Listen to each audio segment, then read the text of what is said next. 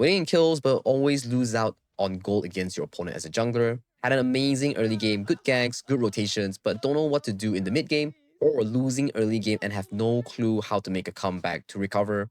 Don't worry, watch this video as I teach you all the jungle rotations you need to know about Honor of Kings. Let's go. Let's start with the first clear. All jungle monsters spawn at 29 seconds of the game. The goal of the jungler in the early game is to secure level 4 ASAP and start influencing the map with their ultimates. To achieve this, you will need to take down 2 buffs and 3 small jungle camps, and you will be level 4 around 1 minute 20 seconds. You can either choose to start from top side to bot side or vice versa, bot side to top side. But what is the difference in this? In this current meta, starting from farm lane to clash lane is the standard jungle pathing, whether you are on blue team or red team. But why is that? This is because of the recent changes in HOK's map where the space sprite now spawns at 1 minute and it will respawn every 1 minute after being taken down in the clash lane. Hence, it is a bonus resource for both teams to fight and secure, and the teleportation portal allows you to fast rotate back onto the map or to help your laners clear the wave with ease.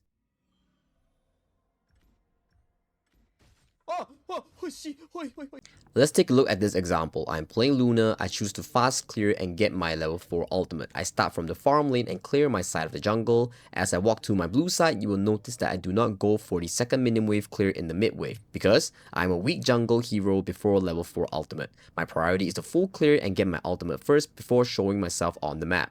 If you're against good players and you choose to show yourself mid, they will finish their jungle clear faster than you and will invade your blue buff immediately, which is not what you want to happen. Now, after clearing my Azure Golem, I'm now level 4 and online on the map. While jungling, always pull your map to see what is happening on the map. Is there anyone low on health, or is anyone overstepping in their lane? Information is very important for junglers to make decisions on whether to hard commit on a lane, or just save time by helping your laners clear the wave. In this example, after my full clear, I choose to help my clash lane clear the wave so we can secure the space sprite while the enemy is busy clearing the minion wave. And I waste no time to teleport myself to the farm lane to assist my marksman for a gank, successfully getting a kill and a lead.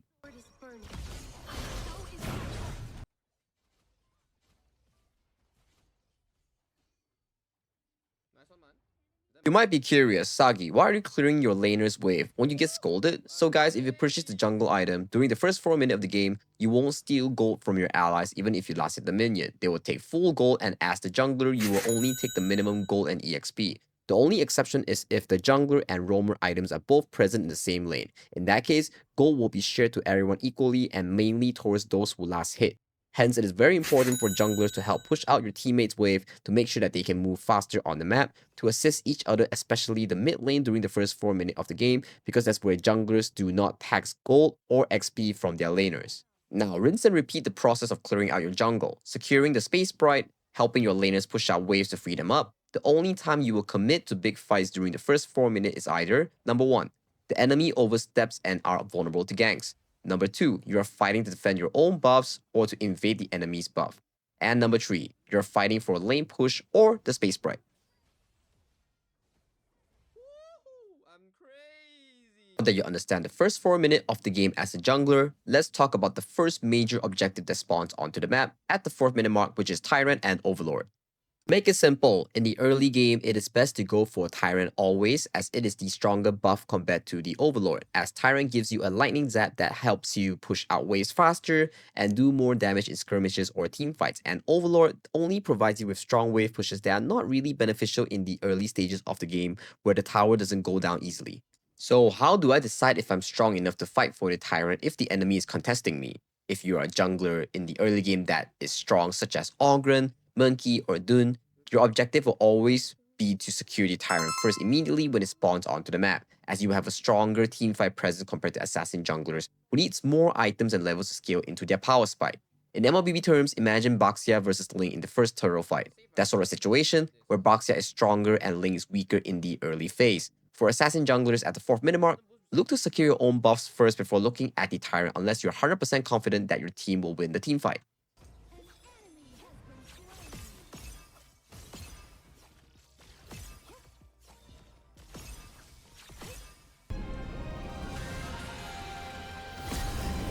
Once the Tyrant has been secured by either teams, it is time to think about your priorities as a jungler now in the mid game. Your priorities now should be enemy buffs, or your buffs, into minions, then jungle camps, and lastly Tyrant or Overlord, which will respawn in later on. This is because buffs and minions waves provide you with a ton of EXP and gold. Hence, if you get to steal away the enemy's buff during the mid-game, or kill them to put them behind, missing out farm, they'll miss out a lot of gold that may earn you a decent advantage in the mid-game. Therefore, your priority as a jungler during the mid-game is to always clear out buffs first, then look to fight for minion wave push at the lane you are looking to assist or capable of team fighting. And if you win the fight, you can look to secure the enemy jungle camps and towers to put them further behind, gaining you a decent gold lead and EXP lead. The logic is, if you steal away enemy jungle monsters, you earn more gold while putting your enemy behind. So it's double gold value for yourself and your team. In this example, after the Tyrant, I quickly collected my remaining buffs, and as you can see, I do not clear the small jungle camps first. Because the enemy's red buff is about to spawn, we have a gold lead anti-Tyrant buff. It is a good choice to try and fight the enemy for buff control here. This is an important step in increasing your gold per minute as a jungler because you dictate the tempo of the early to mid stages of the game, and you will need lots of items and levels to lead your team better, so keep that in mind. The key difference that makes junglers rich and poor in gold during the mid game is what resource they choose to farm.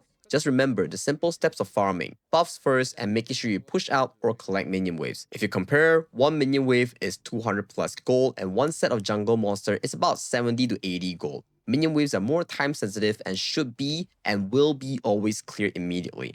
Once it is cleared, you can always have time to revisit jungle monsters later on.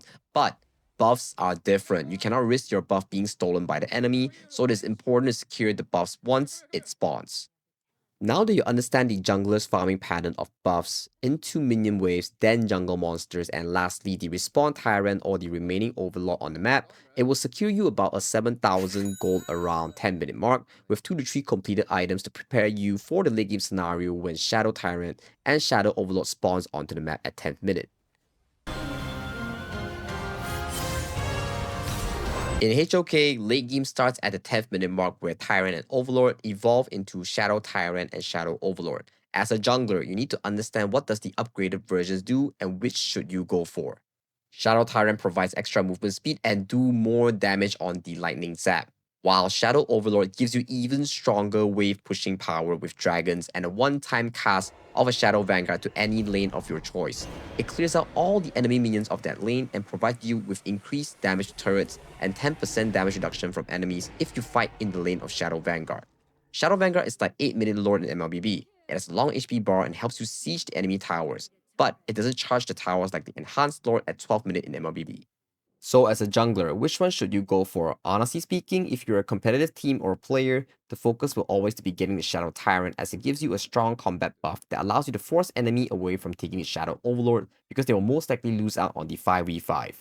But you will need to make sure that the enemy does not trade away or steal the Shadow Overlord while you are doing the Shadow Tyrant. Hence, this requires a lot of communication and setup by your team.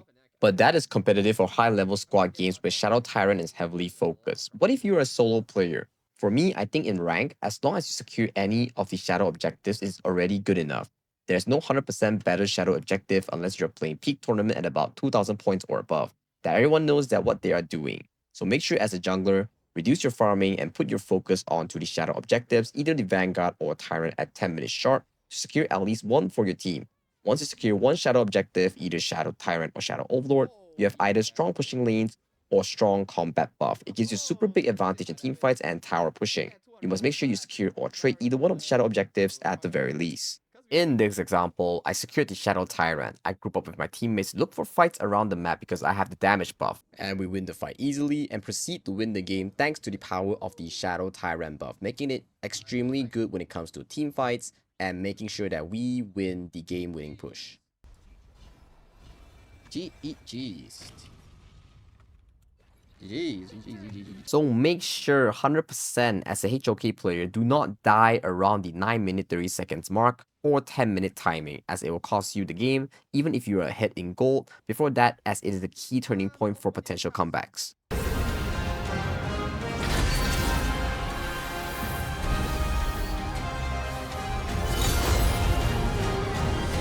Now, the end game. This is when you couldn't close the game before 20 minutes with multiple Shadow Tyrant or Overlord takes, or you manage to defend until this part of the end game and looking for a comeback potential. This is when whichever team wins a team fight or secure the Tempest Dragon that spawns at the 20th minute mark will win the game. Gold lead does not really matter anymore as both teams are almost full build on their core members, Remember one thing as well, do not die at the 19 to 20 minute because it will give the enemy a chance to secure the Tempest Dragon or to force a game-winning team fight or push.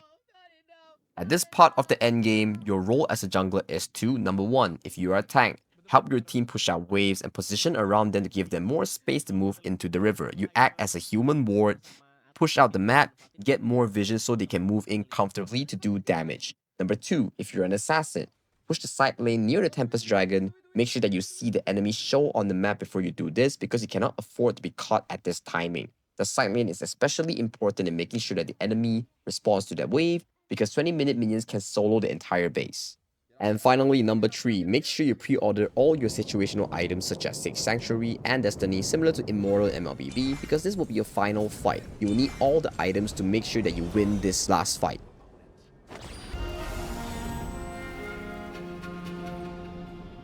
If you made it this far into the video, congratulations, you are now a better jungler already. Here are also some hero jungle recommendations that are either easy, strong, or high mechanic that may fit your playstyle coming in from Mobile Legends or other mobile games.